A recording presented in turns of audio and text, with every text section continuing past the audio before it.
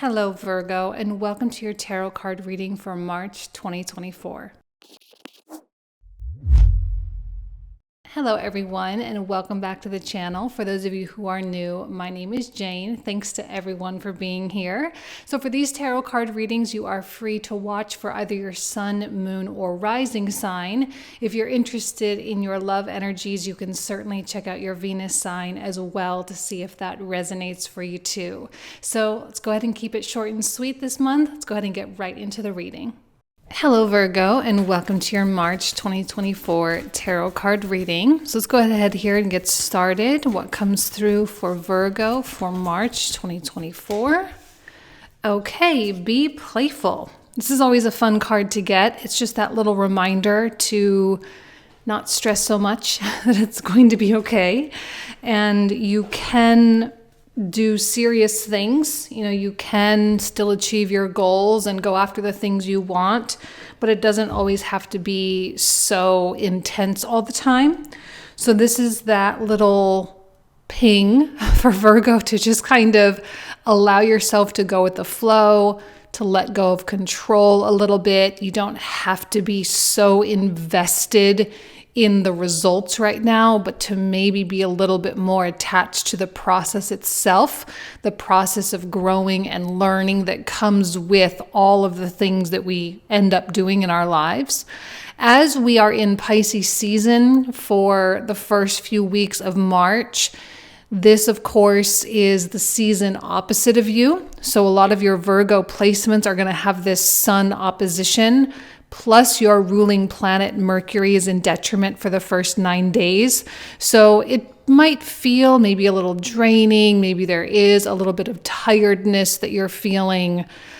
You can certainly give yourself grace and allow yourself to rest. And because Pisces season is so undefinable and so ineffable in some ways, kind of allowing yourself to go with the flow a little bit more than normal, I think is a good thing, right? Allowing yourself to be a little bit more free and less rigid.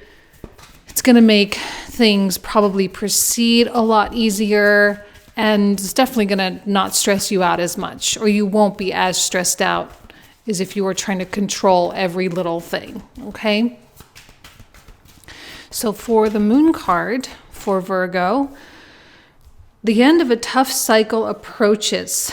I love when this card comes out, especially if I'm talking to people that, are asking like, when is this phase going to be over? Now, this may apply to a much bigger cycle, which is the Pluto leaving Capricorn era, which was a 15-year period of time from 2008 till this year. But it might also be a smaller cycle, right? Maybe something for the past several months, as Chiron was coming into that North Node conjunction in the 8th house. That's a pretty tough conjunction, I would say. And that's over now. And Chiron and the North Node are kind of separating at this point. So, I feel like wherever there has been a point of compression or there have been difficulties or stressors, a lot of those things are going to start easing up, and you're actually going to start to feel free from a lot of those things. And again, that kind of goes with the playful energy. It's playful is very opposite of like having full control over things. And I just kind of am sensing that this more lighthearted energy is kind of bringing in the new chapter for you. Plus, not to mention, let me not forget to mention that Jupiter is coming into this conjunction with Uranus over the next 2 months, through all of March and through the majority of April. And Jupiter coming conjunct Uranus can certainly create a lot of unexpected things. And nothing wrong with that, but I do think having this kind of playful, free spirit can make those sudden changes and sudden detours and unexpected things a lot more manageable as well, okay? So let's see what comes through with the tarot cards for Virgo. What is it that Virgo needs to know here?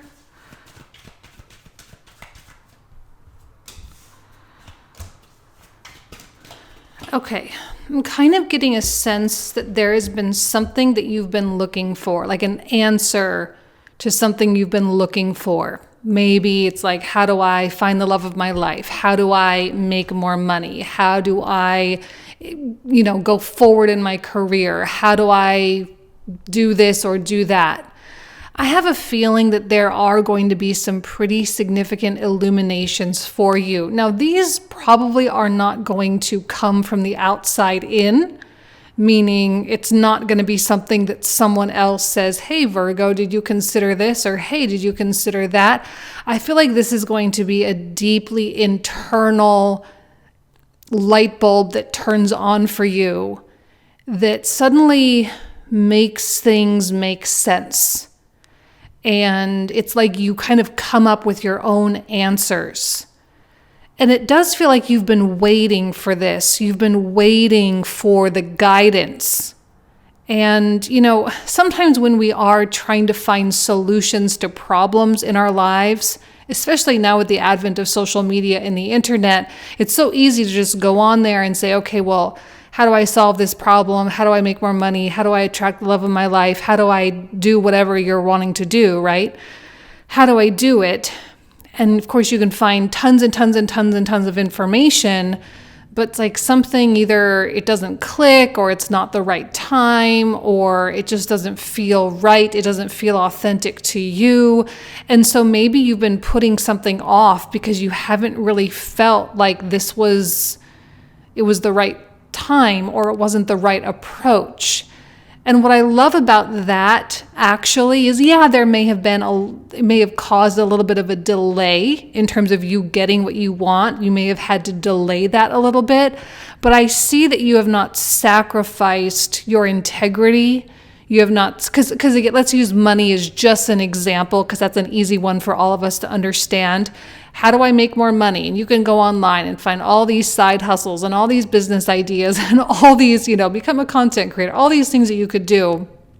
But if it didn't feel real to you, or if it didn't feel like something that your soul called you to do, I don't see with these three cards, Virgo, doing it anyway for the sake of money, right? I think you were waiting for something a little bit more substantive and something that you could really sink your teeth into. And I see that with the Hierophant, that you're not going to sacrifice your authentic voice just for the sake of achieving a goal.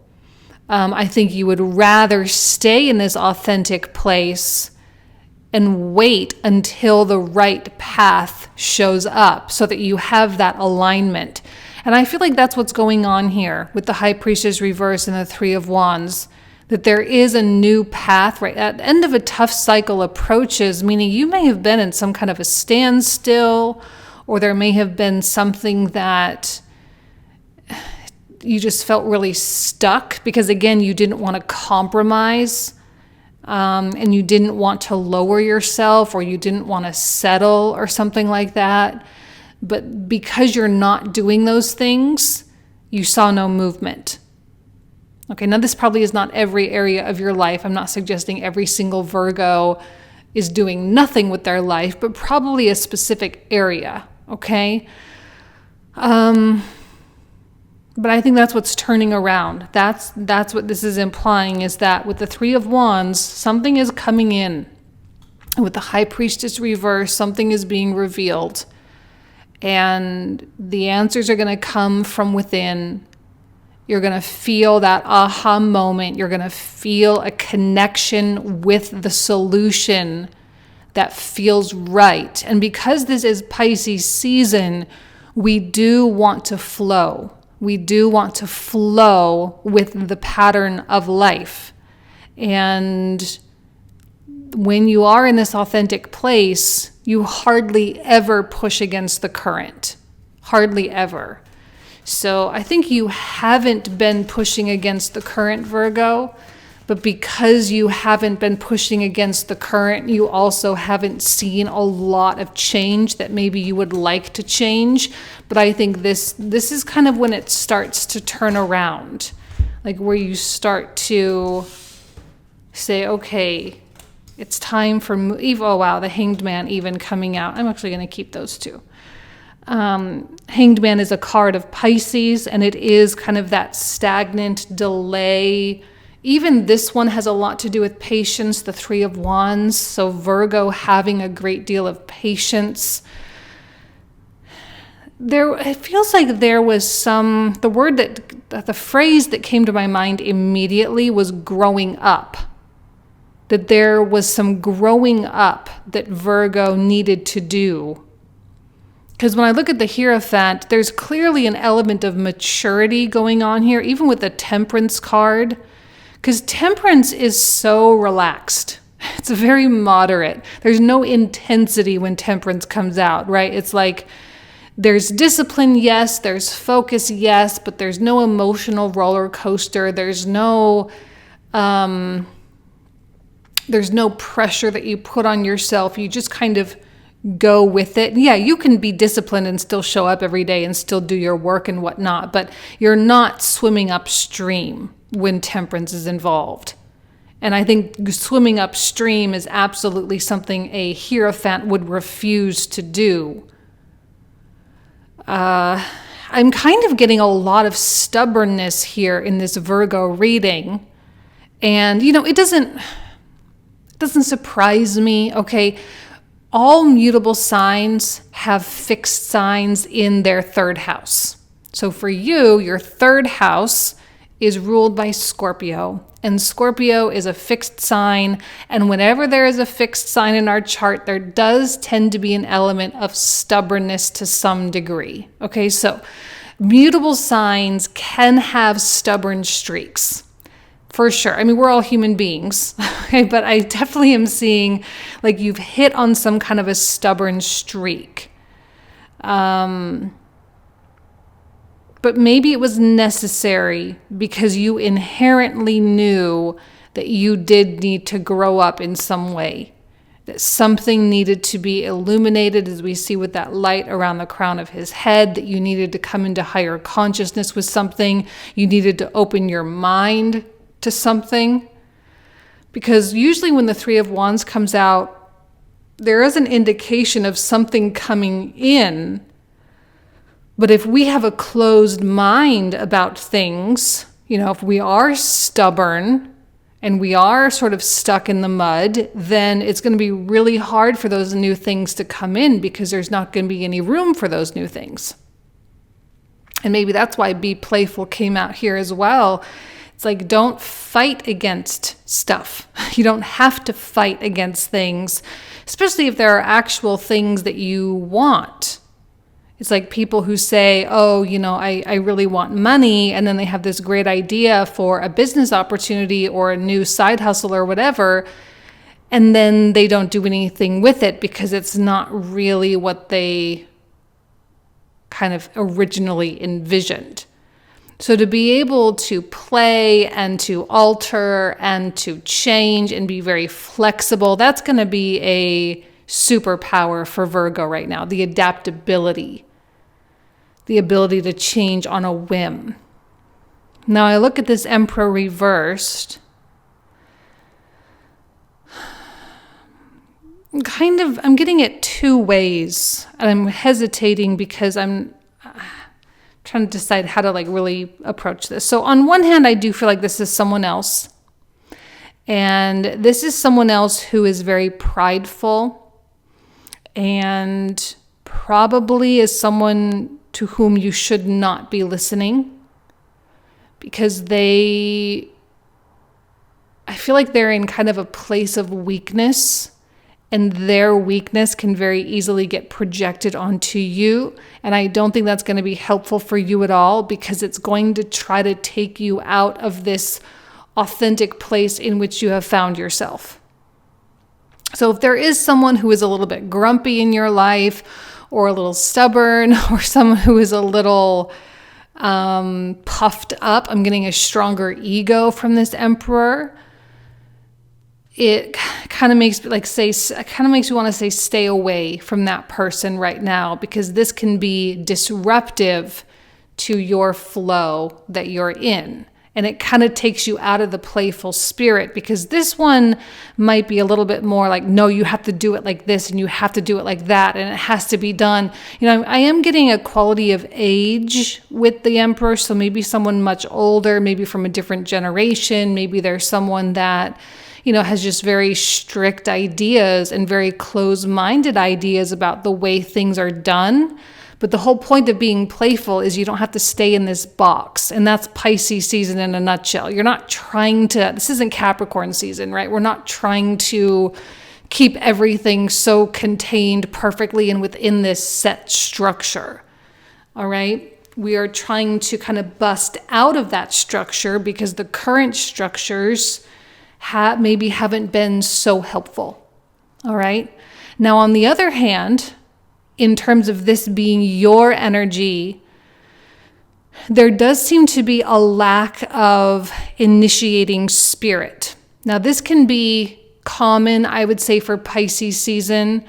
I actually don't think it's Pisces. I think what it is Neptune. It's more Neptune. So as your ruling planet over the next several days come in contact with Neptune at the last degree of Pisces, or not the last degree, but like the 26th, 27th degree of Pisces, Mercury comes in conjunction with Neptune. And then middle of March, the sun will also come into connection with Neptune. And I feel like that's a very draining transit in general, especially when it's your ruling planet coming over Neptune, plus it's in your opposite sign. So for Virgo specifically, probably more so for Virgo than anyone else, that is going to be an exceptionally draining thing. So you may feel like in your mind, you're like, okay, I've got this idea, I have this solution to my problem, and I'm ready to initiate, but you may kind of fall flat with the initiation. The good news is that Mercury will be in Aries by the time the sun comes into a conjunction with Neptune. So we do have a little bit of Arian activation, which is good because that's like our mind. The way our mind is working is really fiery and it wants to ignite and initiate new things. But the sun may kind of drag out that initiation process. I think it's okay. Please remember that as we cross over, as the sun moves over into Aries, it's the spring equinox. It is the new astrological year. So between now and March 19th, which is the spring equinox, between now and March 19th, you can still continue to allow yourself to percolate. But this Emperor energy is definitely below the surface and it's waiting to come out. Probably you're going to really feel this end of March, beginning of April. You're going to feel a little bit more of that heat, a little bit more of that energy, a little bit more of that excitement and enthusiasm and creativity, so that you can finally actually put these new ideas and these solutions in practice. Okay, you can actually apply those things. Okay, so Justice, and then the Two of Coins reversed, and then this Knight of Swords has been coming out quite a bit, and I'm actually really liking him a lot this month. He actually does give me strong Aries energy, and he matches Mercury in Aries. I know it's a Gemini card, but he matches the Aries spirit a lot, I think. This is very much the opposite of going with the flow and being patient and being calm. So it tells me that there's going to be some kind of a switch that flips probably at the end of March. Please keep in mind, March 25th, we have the first eclipse. It's at 5 degrees of Libra. It is not a very strong eclipse, okay? Technically, the magnitude is at a 0. So all that means is just it's a prenumbral eclipse, which means just the shadow, not the shadow, like the pre-shadow of the Earth is going to eclipse the moon. But it's not very strong. The big one is on April 8th in Aries. That's a really strong eclipse. That's going to be much, much bigger. But we are entering eclipse season nonetheless.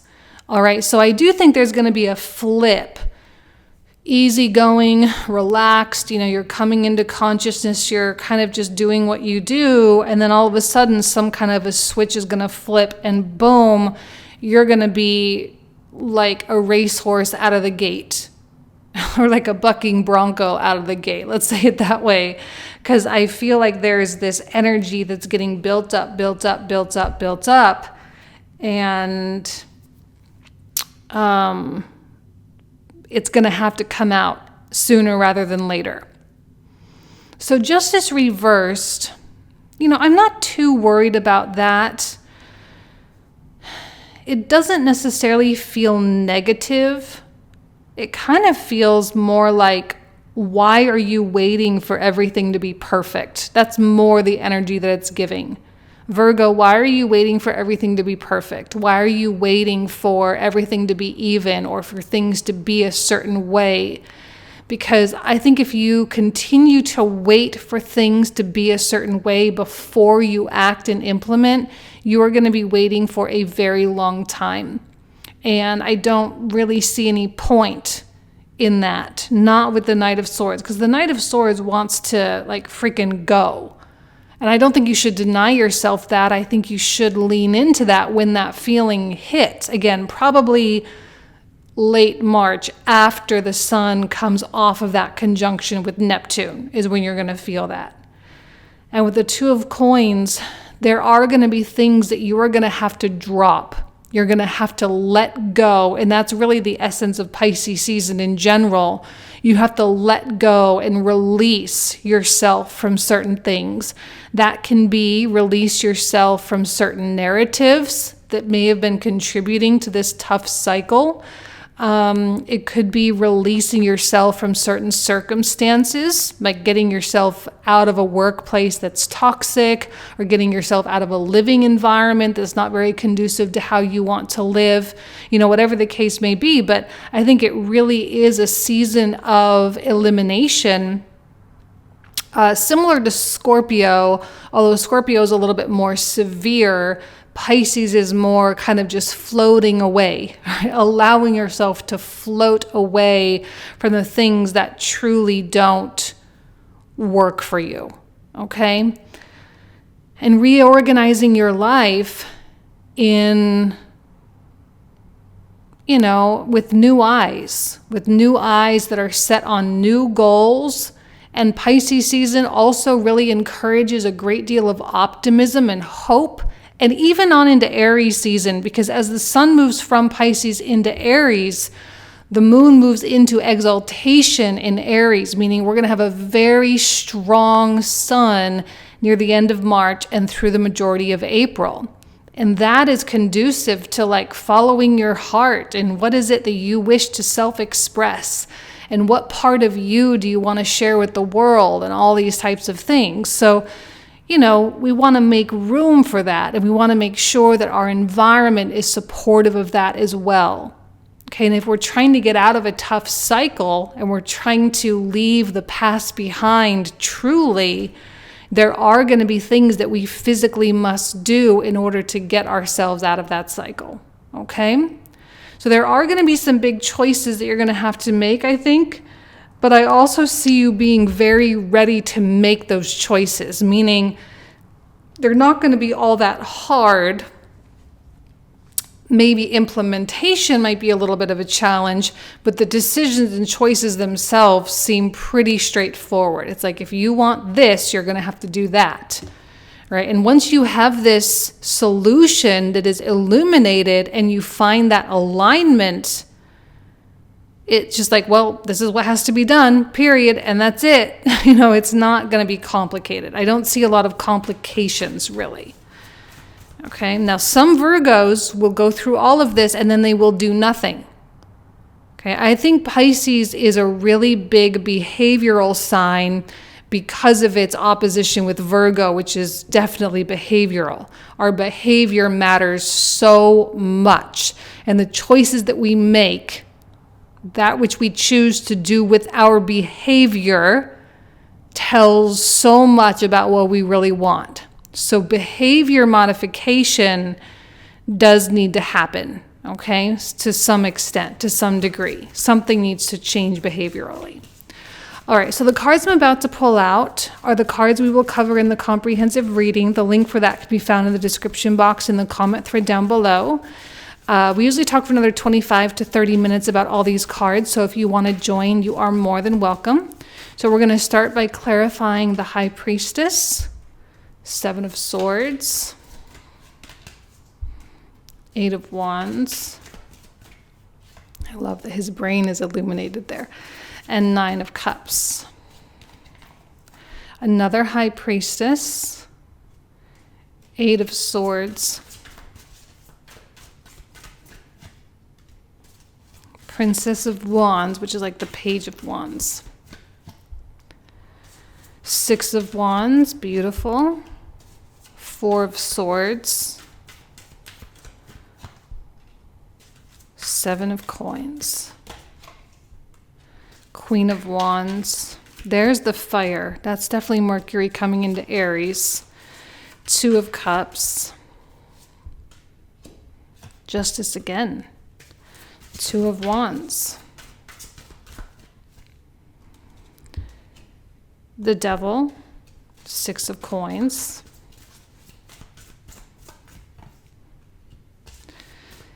Eight of Coins. King of Wands, the World.